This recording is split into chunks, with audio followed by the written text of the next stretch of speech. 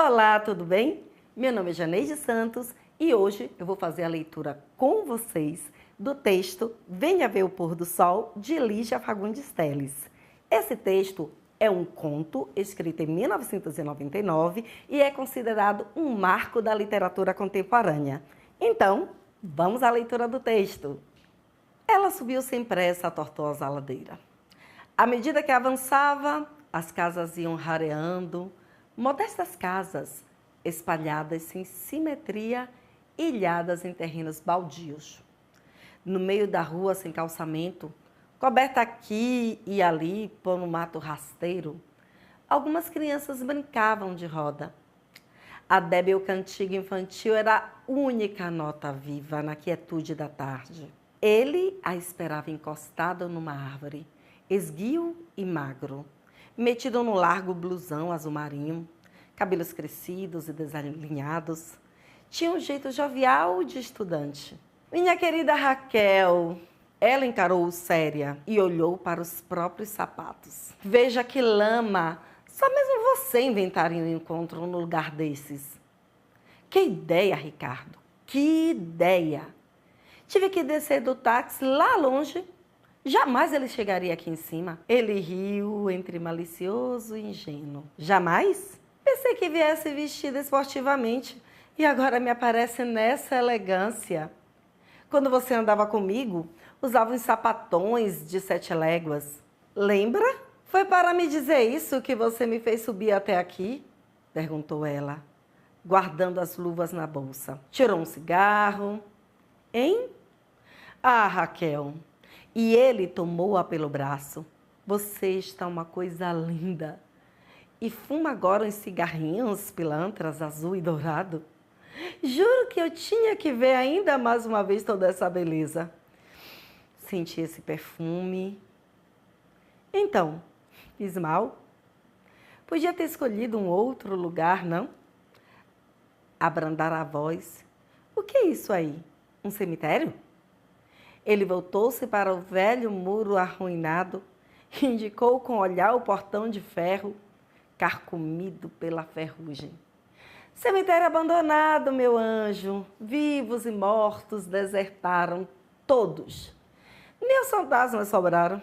Olha ali como as criancinhas brincam sem medo, acrescentou, apontando as crianças na sua ciranda.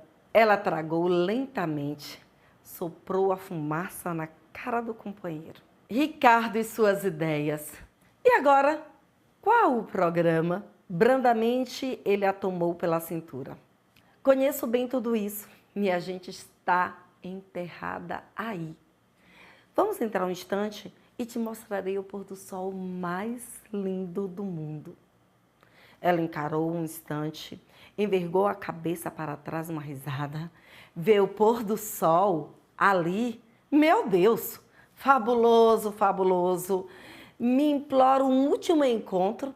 Me atormenta dias seguidos, me faz vir de longe para essa buraqueira. Só mais uma vez, só mais uma vez. E para quê? Para ver o pôr do sol num cemitério. Ele riu também, afetando encabulamento como um menino pilhado em falta. Raquel, minha querida, não faça assim comigo. Você sabe que eu gostaria era de te levar ao meu apartamento. Mas fiquei mais pobre ainda. Como se isso fosse possível. Moro agora numa pensão horrenda. A dona é uma medusa que vive espiando pelo buraco da fechadura. E você acha que eu iria? Não se zangue. Sei que você não iria. Sei que você está sendo fidelíssima.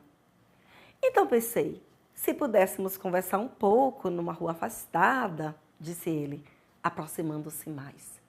Acariciou-lhe o braço com as pontas dos dedos, ficou sério e, aos poucos, inúmeras rugazinhas foram se formando ao redor dos seus olhos ligeiramente apertados.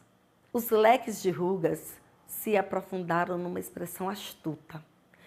Não era nesse instante tão jovem como apresentava. Mas logo sorriu e a rede de rugas desapareceu sem deixar vestígio. Voltou-lhe novamente o ar inexperiente e meio desatento. Você fez bem em vir. Quer dizer que o programa... E não podíamos tomar alguma coisa no bar? Estou sem dinheiro, meu anjo. Vê se entende. Mas eu pago. Com o dinheiro dele? Prefiro beber formicida. Escolhi esse passeio porque é de graça e muito decente. Não pode haver um passeio mais decente. Não concorda comigo? Até romântico. Ela olhou em redor, puxou o braço que ele apertava. Foi um risco enorme, Ricardo. Ele é ciumentíssimo. Está farto de saber que tive meus casos. Não nos pilha juntos. Então, sim, quero só ver alguma das suas fabulosas ideias vai consertar a minha vida. Mas me lembrei daquele lugar justamente porque não quero que você se arrisque, meu anjo. Não tem lugar mais discreto do que um cemitério abandonado. Veja, completamente abandonado, prosseguiu ele. Abrindo o portão, os velhos gonzos gemeram. Jamais meu amigo ou uma amiga do seu amigo saberá que estivemos aqui. É um risco enorme. Já disse, não insista nessas brincadeiras, por favor. E você viu o enterro? Não suporto enterros. Mas enterro de quem? Raquel, Raquel, quantas vezes preciso repetir a mesma coisa? Há séculos ninguém mais é enterrado aqui. Acho que nem os ossos sobraram. Que bobagem! Vem comigo, pode me dar o braço. Não tenha medo. O mato rasteiro dominava tudo. E não satisfeito de ter se alastrado furioso pelos canteiros, subira pelas sepulturas, infiltrara-se ávido pelos rachões dos mármores, invadira as alamedas de pedregulhos, enverdeados como se quisesse com a sua violenta força de vida cobrir para sempre os últimos vestígios da morte.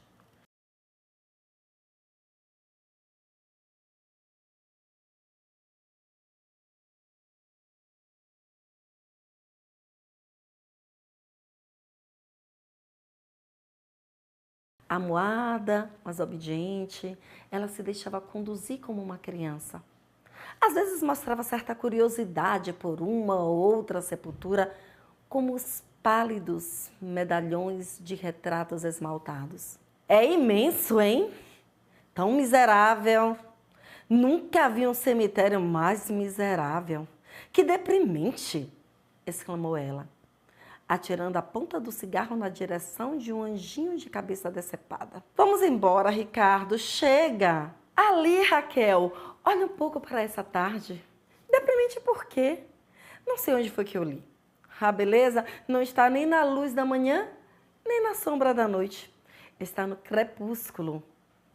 Esse meio tom, nessa ambiguidade. Estou lhe dando um crepúsculo de bandeja e você se queixa. Não gosto de cemitério, já disse, e ainda mais cemitério pobre. Delicadamente ele beijou-lhe a mão. Você prometeu dar um fim de tarde a esse seu escravo. É, mas fiz mal. Por ser muito engraçado, mas não quero me arriscar mais. Ele é tão rico assim? Riquíssimo. Vai me levar agora numa viagem fabulosa até o Oriente. Já ouviu falar no Oriente? Vamos até o Oriente, meu caro. Ele apanhou um pedregulho, fechou-o na mão. A pequenina rede de rugas voltou a se estender ao redor dos seus olhos. A fisionomia, tão aberta e lisa, repentinamente escureceu. Envelhecida, mas logo o sorriso reapareceu e as rugazinhas sumiram. Eu também te levei um dia para passear de barco. Lembra? Recostando a cabeça no ombro do homem, ela retardou o passo. Sabe, Ricardo, acho que você está meio tantã. Mas apesar de tudo, tenho às vezes saudade daquele tempo. Que ano aquele? Quando penso, não entendo como aguentei tanto. Imagine, um ano. É que você tinha lido A Dama das Camélias. Ficou assim toda frágil, toda sentimental. E agora? Que romance você está lendo agora? Nenhum, respondeu ela, franzindo os lábios. Deteve-se para ler a inscrição numa laje. Despedaçada, minha querida esposa, eternas saudades, leu em voz baixa. Pois sim, durou pouco essa eternidade. Ele atirou o pedregulho num canteiro ressequido. Mas é esse abandono da morte que faz o encanto disto. Não se encontram mais a menor intervenção dos vivos, a estúpida intervenção dos vivos. Veja, disse apontando para uma sepultura fendida. A erva daninha brotando insólita dentro da fenda. O musgo já cobriu o nome da pedra por cima do musgo. Ainda virão as raízes, depois as folhas. Esta é a morte perfeita. Nem lembrança, nem saudade, nem nome sequer, nem isso. Ela aconchegou-se mais a ele, bocejou. Está bem, mas agora vamos embora que já me diverte muito. Faz muito tempo que não me divirto tanto. Só mesmo um cara como você poderia me fazer divertir assim. Deu-lhe um rápido beijo na face. Chega, Ricardo, quero ir embora. Mas alguns passos, mas esse cemitério não acaba mais. Já andamos quilômetros. Olha para trás. Nunca andei tanto, Ricardo. Vou ficar exausta. A boa vida te deixou preguiçosa? Que feio, lamentou ele, impelindo-a para a frente. Dobrando essa alameda, fica o jazigo da minha gente. É de lá que se vê o pôr do sol.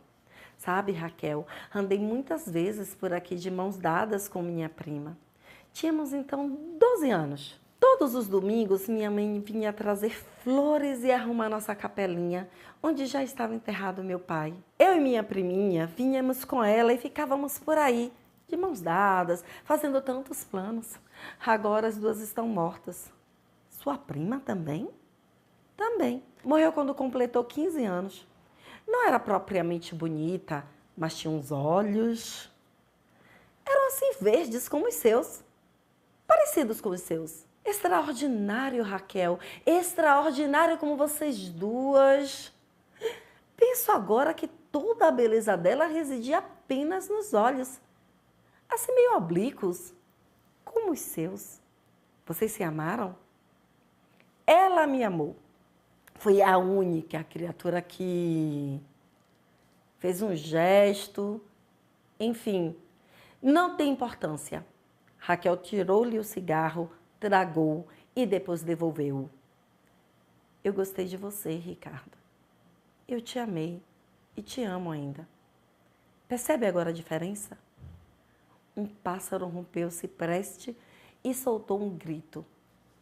Ela estremeceu. Esfriou, não? Vamos embora. Já chegamos, meu anjo. Aqui estão meus mortos. Pararam diante de uma capelinha coberta de alto a baixo por uma trepadeira selvagem, que a envolvia num furioso abraço de cipós e folhas. A estreita porta rangeu quando ele a abriu de par em par. A luz invadiu num cubículo de paredes enegrecidas, cheias de estrias de antigas goteiras. No centro do cubículo, um altar meio desmantelado, coberto por uma toalha que adquirira a cor do tempo. Dos vasos de desbotada opalina ladeava um tosco crucifixo de madeira. Entre os braços da cruz, uma aranha tecera 2 triângulos de teias já rompidas, pendendo como farrapos de um manto que alguém colocara sobre os ombros de Cristo. Na parede lateral, à direita da porta, uma portinhola de ferro, dando acesso para a escada de pedra, descendo em caracol para a catacumba. Ela entrou na ponta dos pés, evitando roçar mesmo de leve naqueles restos da capelinha. Que triste que é isso, Ricardo. Nunca mais você esteve aqui? Ele tocou na face da imagem recoberta de poeira. Sorriu, melancólico. Sei que o que você gostaria de encontrar tudo limpinho, flores nos vasos, velas, sinais da minha dedicação. Certo? Mas já disse que o que eu mais amo nesse cemitério é precisamente esse abandono, essa solidão. As pontes com o outro mundo foram cortadas. E aqui a morte se isolou total, absoluta. Ela adiantou-se e espiou através das enferrujadas barras de ferro da portinhola. Na semi-obscuridade do subsolo, os gavetões se estendiam ao longo de 4 paredes que formavam um estreito retângulo cinzento. E lá embaixo? Pois lá embaixo estão as gavetas. E nas gavetas, minhas raízes. Pó, meu anjo, pó, murmurou ele. Abriu a portinhola e desceu a escada. Aproximou-se de uma gaveta no centro da parede, segurando firme na alça de bronze, como se fosse puxá-la. A cômoda de pedra não é grandiosa? Detendo-se no topo da escada, ela inclinou-se mais para ver melhor. Todas essas gavetas estão cheias? Cheias? Só as que têm retrato e a inscrição. Está vendo? Nessa está o retrato da minha mãe. Aqui ficou minha mãe, prosseguiu ele, tocando com a ponta dos dedos no medalhão esmaltado, embutido no centro da gaveta. Ela cruzou os braços, falou baixinho, um ligeiro tremor na voz. Vamos, Ricardo, vamos. Você está com medo? Claro que não. Eu estou com frio. Suba e vamos embora. Eu estou com frio. Ele não respondeu. Adiantara-se até um dos gavetões na parede oposta e acendeu um fósforo. Inclinou-se para o medalhão frouxamente iluminado. A priminha Maria Emília. Lembro-me até do dia em que tirou esse retrato, 2 semanas antes de morrer. Prendeu os cabelos com uma fita azul e veio se exibir. Estou bonita, estou bonita. Falava agora consigo mesmo, doce e gravemente. Não é que fosse bonita, mas os olhos... Venha ver, Raquel. É impressionante como tinha os olhos iguais aos seus. Ela desceu a escada, encolhendo-se para não tocar em nada. Que frio faz aqui e que escuro. Não estou enxergando. Acendendo outro fósforo, ele ofereceu-o à companheira. Pegue, dá para ver muito bem. Afastou-se para o lado. Repare nos olhos. Mas está tão desbotado. Mal se vê que é uma moça. Antes da chama se apagar, aproximou-se da inscrição feita na pedra. Leu em voz alta, lentamente. Maria Emília, nascida em 20 de maio de 1800 e falecida. Deixou cair o palito e ficou um instante imóvel.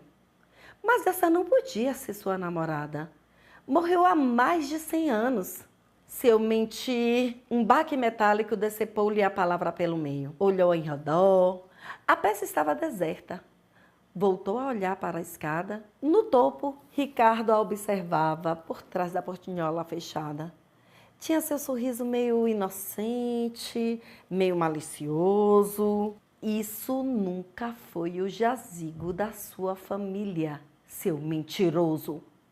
Brincadeira mais cretina, exclamou ela, subindo rapidamente a escada. Não tem graça nenhuma, ouviu? Ele esperou que ela chegasse quase a tocar no trinco na portinhola de ferro.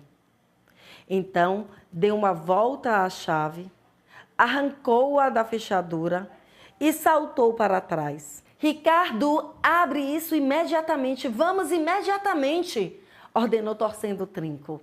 Detesto esse tipo de brincadeira, você sabe disso, seu idiota.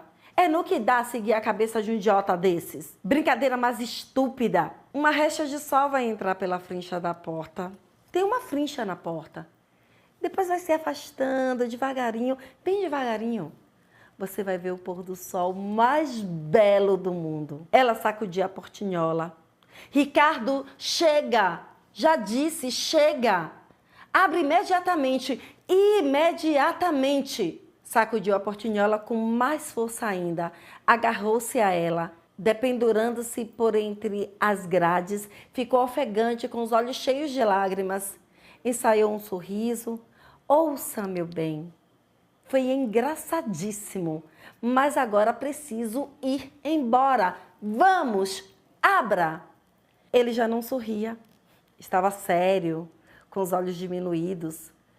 Em redor deles, reapareceram umas rugazinhas abertas sem leque.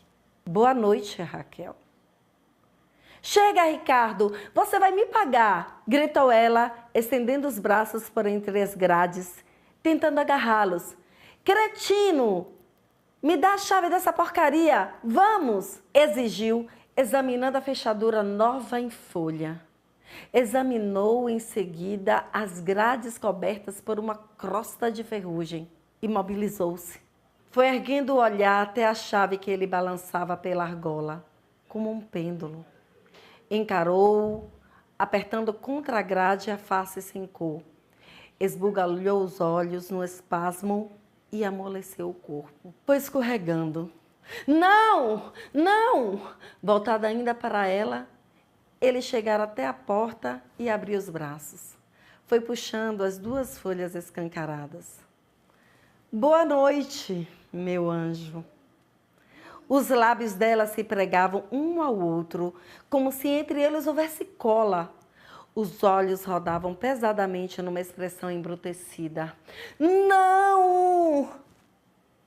Guardando a chave no bolso, ele retomou o caminho. Os lábios dela se pregavam um ao outro, como se entre eles houvesse uma cola. Os olhos rodavam pesadamente numa expressão embrutecida. Não! Guardando a chave no bolso, ele retomou o caminho percorrido. No breve silêncio, o som dos pedregulhos se entrechocando úmidos sob seus sapatos. E, de repente, um grito medonho, inumano. Não! Durante algum tempo, ele ainda ouviu os gritos que se multiplicaram, semelhantes aos de um animal sendo estraçalhado. Depois, os uivos foram ficando mais remotos, abafados, como se viessem das profundezas da terra. Assim que atingiu o portão do cemitério, ele lançou ao poente um olhar mortiço. Ficou atento. Nenhum ouvido humano escutaria agora qualquer chamado. Acendeu o cigarro e foi descendo a ladeira. Crianças ao longe brincavam de roda.